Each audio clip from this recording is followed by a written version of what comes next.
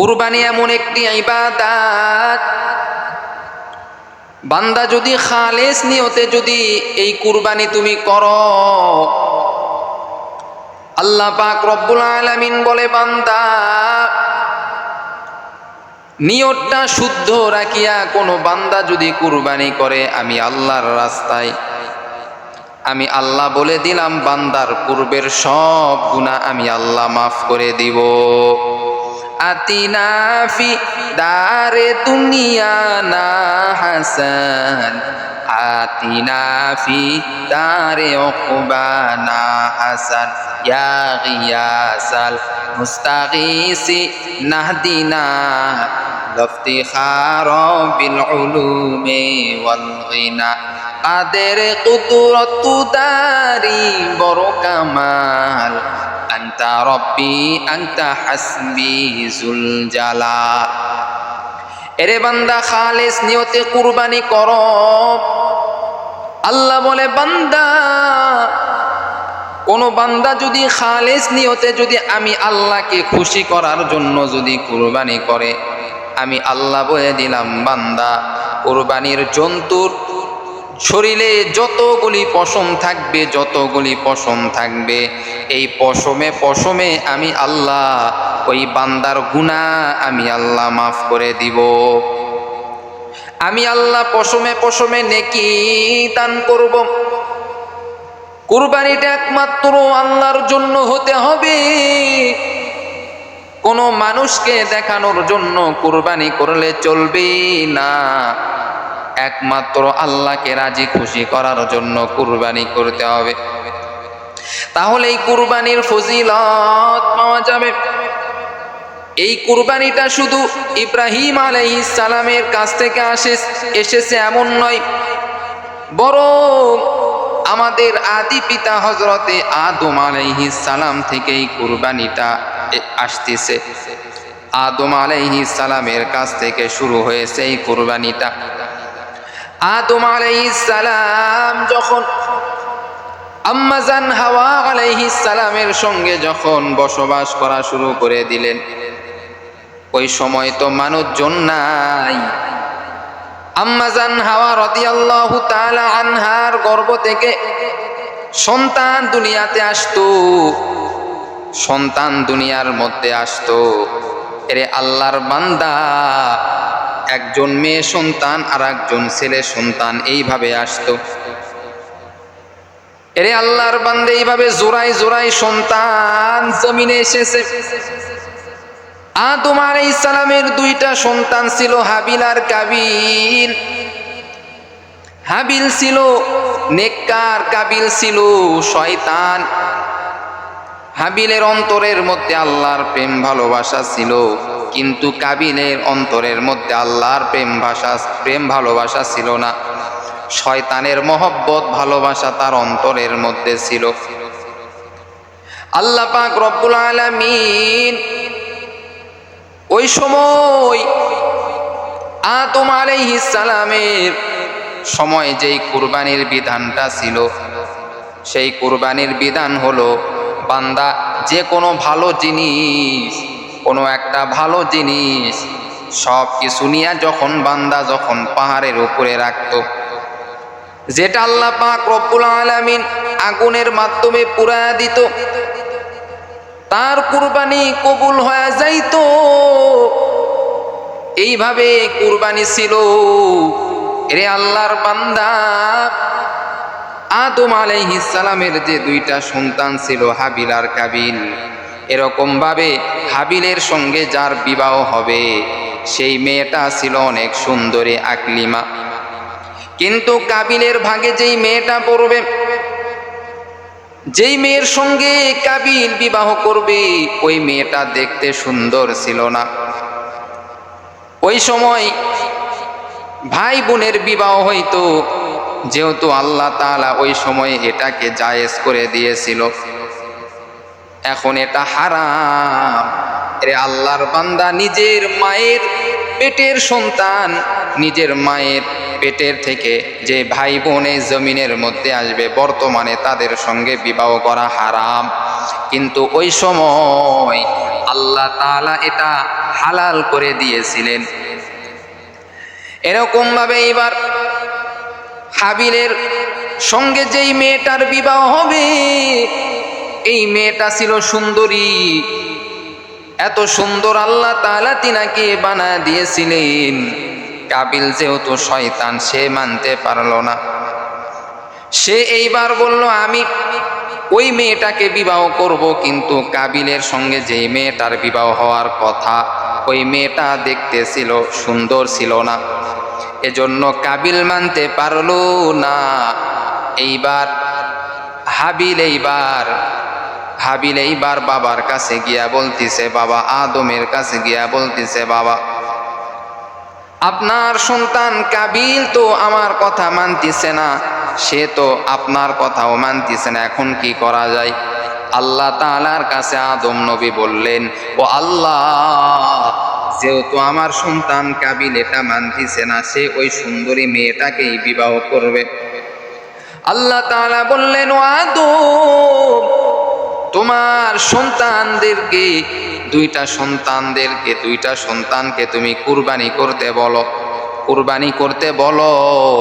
যার কুরবানি কবুল হবে সে ওই সুন্দরী মেয়েটাকে বিবাহ করে নিবে। সুবহানাল্লাহ।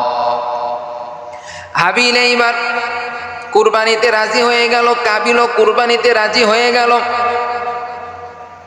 এরে আল্লাহর বান্দা, হাবিল তার সবগুলি ভালো ভালো জিনিসপত্র সবগুলি নিয়ে পাহাড়ের উপরে রেখে আসলো। আর কাবিল যেহেতু সে শয়তান, সব থেকে নিকৃষ্ট জিনিস তার কাছে যেগুলি ছিল এইগুলি নিয়ে এবার পাহাড়ের উপরে রাখলো। আল্লাহ তাআলা এবার হাবিলের কুরবানি কবুল করে নিল, কাবিলের কুরবানি কবুল করে নিল না। হে আল্লাহর বান্দা, ওই সময় থেকে আমার আল্লাহ পাক রব্বুল আলামিন কুরবানির বিধান চালু করেছে। এরে আল্লাহর বান্দা, এই কুরবানি হলো আল্লাহকে রাজি খুশি করার জন্য ইবাদত। আজকে যদি আমরা কুরবানিটা যদি সঠিকভাবে নিয়তটা শুদ্ধ করিয়া যদি কুরবানি করি, আল্লাহকে রাজি খুশি করার জন্য যদি কুরবানি করি, এই কুরবানি যদি ছোট হয়, তারপরেও এই কুরবানি করিলে আল্লাহ তোমাকে মাফ করে দিবে।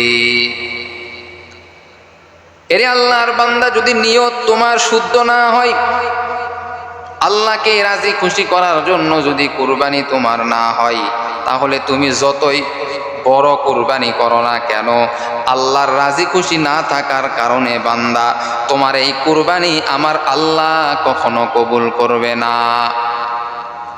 এজন্য বাবা সাবধান।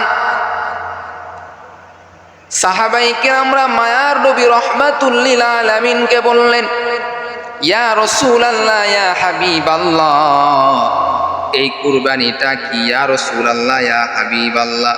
নবীজি বললেন, ও সাহাবায়ে কেরামরা, এটা তোমাদের পিতা হযরত ইব্রাহিম আলাইহিস সালামের সুন্নাত। ইব্রাহিম আলাইহিস সালামের সুন্নাত। আল্লাহ পাক রব্বুল আলামিন ইব্রাহিম নবীকে যে বড় বড় পরীক্ষা নিয়েছেন, তার মধ্যে এই কুরবানি বড় একটি পরীক্ষা। নিজের সন্তান ইসমাইল আলাইহিস সালামকে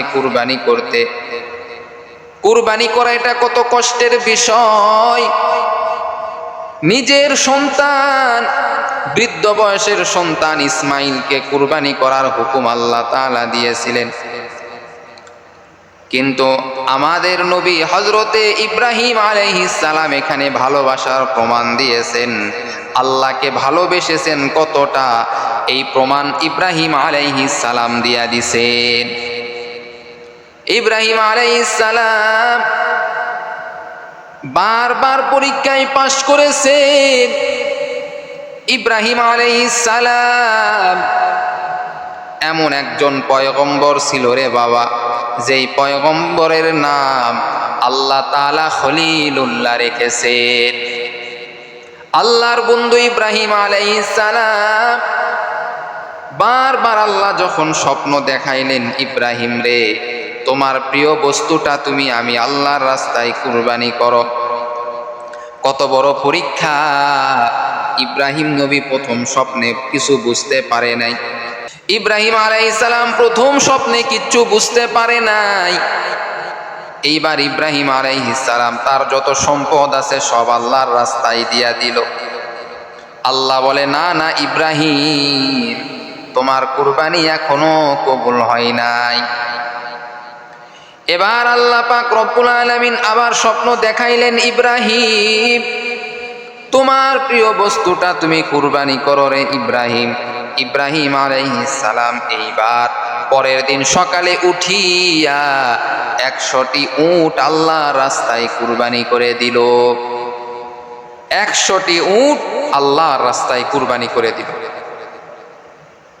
সেগুলি উট যেমন তেমন কোনো উট নয়, ছোট উট নয়, মোটা তাজা হুষ্টপুষ্ট উট আল্লাহর রাস্তায় কুরবানি করে দিল ইব্রাহিম। তারপরে আল্লাহ বলতেছেন, রে ইব্রাহিম, এখনো আমি আল্লাহর রাস্তায় তোমার কুরবানি কবুল হয় নাই। তুমি সব থেকে যেটা বেশি মহব্বত করো সেই বস্তুটা তুমি কুরবানি করো। ইব্রাহিম এইবার চিন্তায় পড়ে গেল, আমি সব থেকে বেশি মহব্বত করি কোন জিনিস, এটা তো আমার বুঝতে হবে। এইবার ইব্রাহিম নবী বুঝতে পেরেছেন তার সন্তান ইসমাইলকে সব থেকে বেশি মহব্বত করেন, ভালোবাসে। ইব্রাহিম নবী এইবার বুঝতে পেরেছেন সব থেকে আমি আমার সন্তান ইসমাইলকে আমি বেশি মহব্বত করি, অতএব আল্লাহ তাআলা আমাকে ইসমাইলকে কুরবানি করার কথাই বলতেছেন। সুবহানাল্লাহ। এখানেই তো ইব্রাহিম আলাইহিস সালাম পরীক্ষা শুরু হয়ে গেল। ইব্রাহিম আলাইহিস সালাম আর দেরি করলেন না, 8 বছরের সন্তান ইসমাইলকে গিয়া বললেন, বাবা তোমাকে একটা কথা বলতে চাই, আল্লাহর হুকুম, তোমাকে আমি কুরবানি করব, আল্লাহ তাআলা হুকুম করেছেন। বাবা তোমার কি মত, তুমি একটু বলো বাবা। ইসমাইল বলে, বাবা আল্লাহ যে হুকুম করেছেন এই হুকুম আপনি বাস্তবায়ন করেন। অবশ্যই আপনি আমাকে ধৈর্যশীলদের মধ্যে পাবেন, অবশ্যই আপনি আমাকে ধৈর্যশীলদের মধ্যে আপনি পেয়ে যাবেন। বাবা আপনি টেনশন করিয়েন না, আপনি আমাকে কুরবানি করেন আল্লাহর রাস্তায়। আল্লাহর রাস্তায় কুরবানি হতে পারা এটা আমার জন্য বড় ভাগ্যের বিষয়। সন্তানও যেমন বাবাও তেমন। ইসমাইল আলাইহিস সালাম একবারও কোনো দুঃখ প্রকাশ করলো না, বরং সে খুশি মনে ইব্রাহিম আলাইহিস সালামকে বলতেছেন, বাবা আমি বড় খুশি আল্লাহর রাস্তায় কুরবানি হতে পারবো, এটা আমার জন্য বড় সৌভাগ্যের বিষয়। আল্লাহর রাস্তায় কুরবানি হওয়া এটা তো বড় সৌভাগ্যের বিষয় বাবা। সবাই তো আল্লাহর রাস্তায় কুরবানি হতে পারে না। আল্লাহ যে আমি ইসমাইলকে কবুল করে নিয়েছে এটা তো বড় ভাগ্যের বিষয়। বাবা চলেন। ইব্রাহিম আলাইহিস সালাম মিনাই নিয়ে গেলেন। মিনাই যাওয়ার পর ইব্রাহিম আলাইহিস সালাম ইসমাইলকে শোয়াইছেন। এত চেষ্টা করতেছেন ছুরি দিয়া, তারপরেও কুরবানি করতে পারতেছে না, কারণ এই ছুরিটা তো আল্লাহ তাআলার হুকুমে চলে। আল্লাহর হুকুমে চলে বলেই তো ছুরিটাকে আল্লাহ তাআলা যা বলবে ছুরি সেই অনুযায়ী কাজ করবে। ইব্রাহিম আলাইহিস সালাম যখন ইসমাইলকে এবার অনেক চেষ্টা করতেছে কুরবানি করার জন্য, এদিকে আল্লাহ পাক রব্বুল আলামিন ছুরিটাকে বলতেছেন, ছুরি রে ইসমাইলের গলায় যেন একটু পরিমাণও যেন কোনো আঘাত না হয়। এরে আল্লাহর বান্দা, দুনিয়ার সব কিছু তো আল্লাহর হুকুমে চলে। গাছের একটি পাতাও আল্লাহর হুকুম ছাড়া চলে না। দুনিয়াতে যা কিছু আছে সব কিছু আল্লাহর হুকুমে চলে। আল্লাহর হুকুমের বাইরে কোনো কিছু চলে না। শুধু আমরা মানুষ আল্লাহর হুকুম আমরা মানতে চাই না, অথচ আল্লাহ পাক রব্বুল আলামিন আমাকে তার হুকুম মানার জন্যই আমাদেরকে সৃষ্টি করেছেন। আল্লাহ বলেন, ওয়ামা খালাকতুল জিন্না ওয়াল ইনসা ইল্লা লিয়াবুদুন। আল্লাহ বলে, রে বান্দা, মানুষ এবং জিনকে আমি আল্লাহ আমার গোলামির জন্যই সৃষ্টি আমি আল্লাহ করেছি। অন্য কারো গোলামির জন্য আমি আল্লাহ সৃষ্টি করি নাই, বরং আমি আল্লাহ মানুষ এবং জিনদেরকে আমার গোলামির জন্য সৃষ্টি করেছি। এরে আল্লাহর বান্দা, ওই ইব্রাহিম আলাইহিস সালামের ছুরিটা আল্লাহর কথা শুনে নমরুদ যখন ইব্রাহিম নবীকে আগুনে ফালায়া দিল, আগুনও তো আল্লাহর হুকুম শুনেছে, আল্লাহর অর্ডার শুনেছে। আল্লাহ বলেছে, আগুন রে, ইব্রাহিমের একটা পশমও যেন না পোড়া হয়। আগুন সেটাই শুনেছে, কিন্তু আমরা আল্লাহর সেই হুকুম মানি না। যেই আগুন আল্লাহর কথা শুনে, যেই ছুরি আল্লাহর কথা শুনে, সব কিছু আল্লাহর কথা শুনে, কিন্তু আমরা বান্দা হইয়া আল্লাহর কথা শুনি না। এজন্যই তো আল্লাহ বলেন, বান্দা, জাহান্নামে যদি না যাইতে চাও, ঈমান আমল করিয়া অন্ধকার কবরের মধ্যে যাও। তোমার আমার জন্য দুনিয়া হলো একটা পরীক্ষার জায়গা। এই কুরবানিটাও তোমার আমার জন্য পরীক্ষা। আল্লাহ তোমার আমার অন্তরটা দেখতে চান, বান্দা এই কুরবানিটা কার জন্য করতেছে। আমি আল্লাহকে খুশি করার জন্য নাকি কোনো বান্দাকে খুশি করার জন্য? যদি বান্দাকে খুশি করার জন্য কুরবানি হয়, এই কুরবানি আপনার কবুল হবে না। বান্দাকে আবার কেমনে খুশি? বলে, কুরবানি বড় দেখে আপনি ক্রয় করলেন এই উদ্দেশ্যে যে এলাকার মানুষ আমার প্রশংসা করবে, এই নিয়তে যদি আপনি কুরবানি করেন এবং ক্রয় করেন, এই কুরবানি করে আপনার কোনো লাভ হবে না। আর যদি উদ্দেশ্য থাকে আমি আল্লাহকে খুশি করার জন্য কুরবানি আমি করতেছি, এই কুরবানিটা আল্লাহ আপনার কবুল করে নেবে। সুবহানাল্লাহ। কুরবানির এত ফজিলত যে আল্লাহ পাক রব্বুল আলামিন বলে, মুমিন বান্দা যদি এই কুরবানিটা যদি খালিস নিয়তে যদি করে, আল্লাহ পাক রব্বুল আলামিন মুমিন বান্দাদের পূর্বের যতগুলি গুনাহ আছে সব গুনাহ মাফ করে দিবে। তবে সগীরা গুনাহ আল্লাহ মাফ করে দিবে, কবিরা গুনাহ নয়। কবিরা গুনাহ তওবা ছাড়া মাফ হবে না।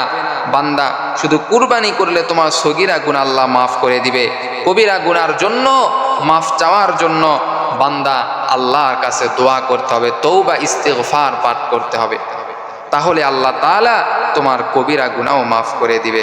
আল্লাহ আমাদের সকলকে সঠিকভাবে নিয়ত খালেস করে কুরবানি করার তৌফিক দান করুক। সকলেই বলি আমিন।